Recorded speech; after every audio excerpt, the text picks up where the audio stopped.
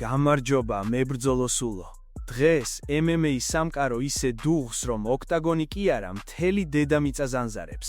ილია თოფურიამ ისლამ მახაშევს ისეთი სიტყვები ესროლა, რომ დაღესტანში ალბათ ყველა ფეხზე დადგა. მაგრამ ეს რა არის იმასთან შედარებით, რაც არმან წარუკიანმა RF wrestling-ზე დაატრიალა.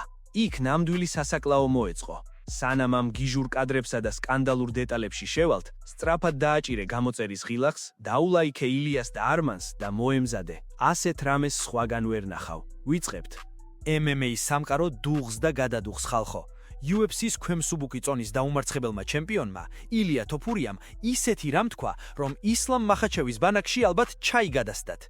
წარმოიდგინეთ, ტიპმა პირდაპირ თქვა: არ მაინტერესებს წონა, მე მსოფლიოში საუკეთესო ვარო.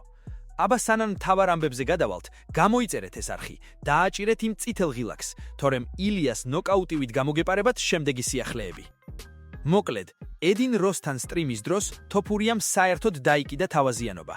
ქუჩაში რომ შევხვდე ისლამს, გონიათ ვკითხავ, რამდენი კილო ხარ მეთქი? ჩემს თავს საუკეთესოდ მივიჩნევ და მოდი დავამტკიცოთო.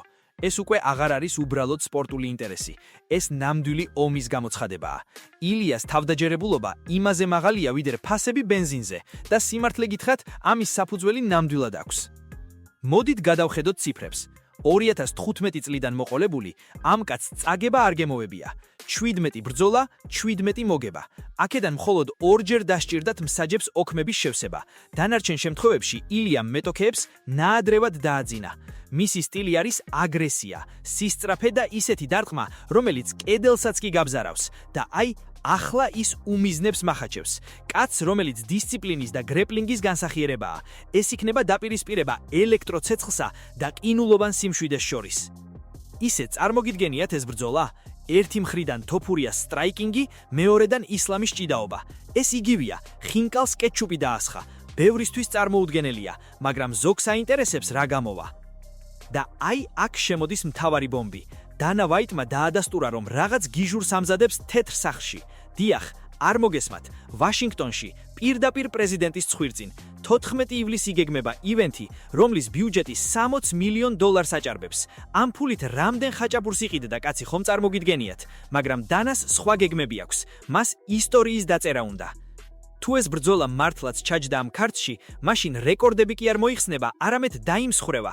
ილიასთვის ეს არის შანსი დაამტკისოს, რომ ის უბრალოდ ჩემპიონი კი არა, ლეგენდაა. ის რისკავს ყველაფერს, ქამარს, რეპუტაციას და თავის დაუმარცხებელ სერიას. მახაჩევისთვის კი ეს არის მორიგი მცდელობა, გააჩუმოს ყველა, ვინც მის დომინაციაში ეჭვი შეიტანს. სანამ ჩვენ აქ ვსაუბრობთ, სოციალურ ქსელებში უკვე ნამდვილი ცეცხლია. გულშემატკივრები ორ ბანაკად გაიყვნენ.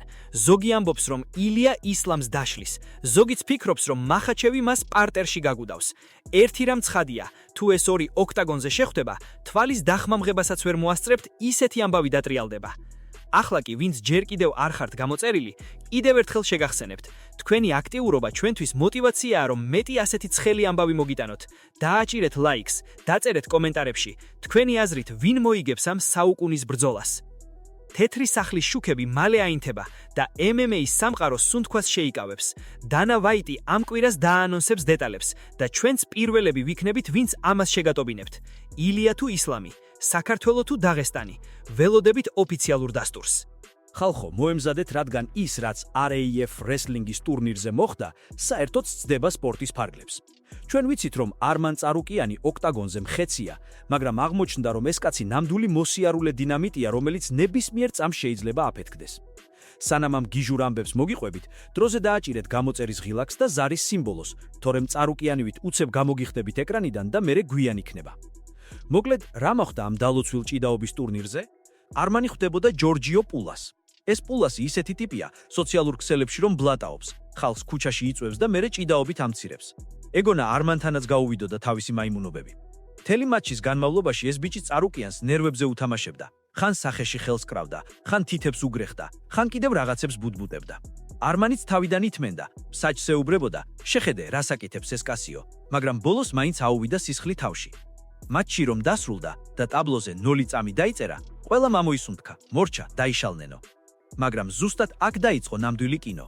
არმანმა, ნაცვლად იმისა, რომ ხელი ჩამოერთმია, ტიპი პირდაპირ მიწაზე დაანარცხა და ისეთი ground and pound-ი დააყარა, UFC-ს ჩემპიონებს შეშურდებოდათ.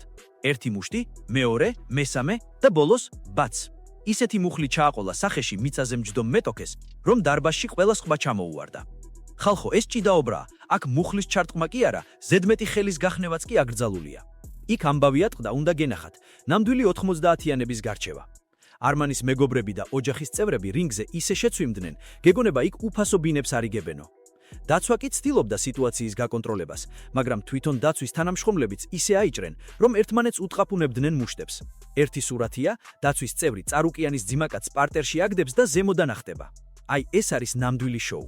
დანა ვაიტი ალბათ ამას რომ უყურებდა, სახეზე ფერები ეცვლებოდა. წარმოიდგინეთ, კაცს სატიტულო ბრძოლა უნდა და ამ დროს ჭიდაობის ხალიჩზე ხალხს მუხლებს თავში ურტყამს. დანა ალბათ იტყვის, რა ქნა ამ ბიჭმა, კიდევ 2 წელი დაელოდოს კამარსო. სხვათა შორის ამ პულასმა წარუკიანს თითები მოუტეხა მატჩის დროს. არმანმაც არ დააკლო. ძველი ინგლისური მერსი მეთოდით ისე უგრეხდა მაჯებს, რომ ტიპი ლამის ატირებდა. ვინც არიცით, ეს ის ტექნიკაა ბავშვობაში, რომ უფროსი ძმები რომ გვიკეთებდნენ, სანამ გვეყოფას არ ვიტყვიდით. არმანმა ეს ყველაფერი გაიხსენა და პულას ცხოვრება ჯოხეთად უქცია. ყველაზე სასაცილო ისაა, რომ RAF რესლინგის ორგანიზატორები ახლა ამბობენ, წარუკიანს აქ აღარასოდეს შემოუშვებთო. ბიჭო, თქვენ მართლა კარგად ხართ? ამ ვიდეომ 4 მილიონი ნახვა დააგროვა ერთ დღეში. ხალხი თქვენს ჭიდაობას კი არა, არმანის ამბებს უყურებს. არმანი რომ არა, მაგ ტურნირს მარტო მონაწილეების ბებიებით უნახავდნენ. ახლა ყველა იმაზე ლაპარაკობს, დაისაჯება თუ არა არმანი UFC-ს მიერ. ჯოგი ამბობს, რომ პულასმა დაიმსახურა, რადგან სულ პროვოკაციებზე მიდიოდა, მაგრამ სპორტსმენი ასე არ უნდა იქცეოდესო. მე თუ მკითხავთ, არმანი უბრალოდ კავკასიური ხასიათის კაცია. თუ აწვალებ, პასუხსაც მიიღებ. მართალია მუხლი ცოტა ზედმეტი იყო, მაგრამ აბა რა ეგონა იმ საწოდავს. ამ ყველაფრის ფონზე UFC-ში სხვა ამდებიც ხდება.